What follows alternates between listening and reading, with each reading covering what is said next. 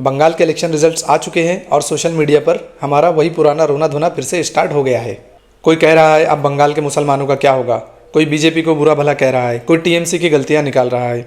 लेकिन मैं इन सब चीज़ों के अलावा, इन सब चीज़ों को छोड़कर आपसे एक सीधा सवाल पूछना चाहता हूँ। ठीक है, बंगाल में ममता बनर्जी की पार्टी हार गई, बीजेपी जीत गई, तो उससे आपकी ज़िंदगी में क्या बदलने वाला है?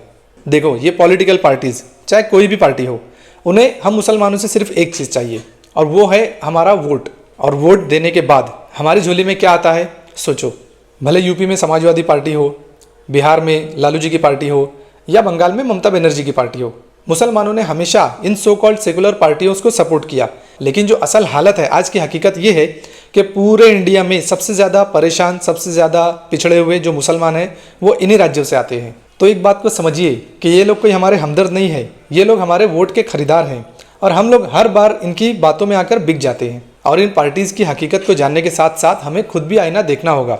अगर इस देश में अब भी इज्जत और वकार के साथ जीना है तो हिंदुस्तान के मुसलमानों को 3 मोर्चों पर ज़बरदस्त मेहनत करनी होगी। सबसे पहला है तालीम। इतनी तालीम हासिल करो, अपने बच्चों को इतना ज़्यादा पढ़ाओ कि सिस्टम उन्हें इग्नोर ही ना कर सके।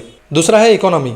सबसे पहले अपना पैसा अपनी कम्युनिटी में रखो। और तीसरा है पॉलिटिकल सिस्टम।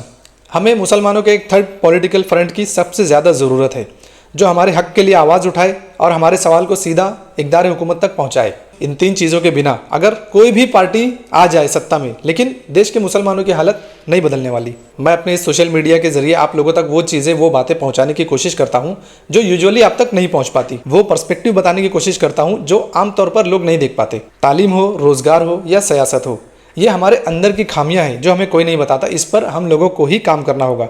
मैं यहाँ पर किसी को प्लीज़ करने या किसी को डराने या किसी से डरने के लिए नहीं आया हूँ। मैं चाहता हूँ कि मुस्लिम कौम अपलिफ्ट हो और ग्रो करे।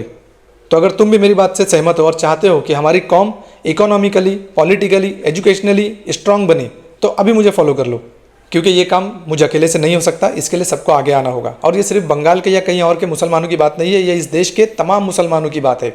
ये उन तमाम मुसलमानों की बात है जो इस देश में अपना मकाम बनाना चाहते हैं अपने दम पर।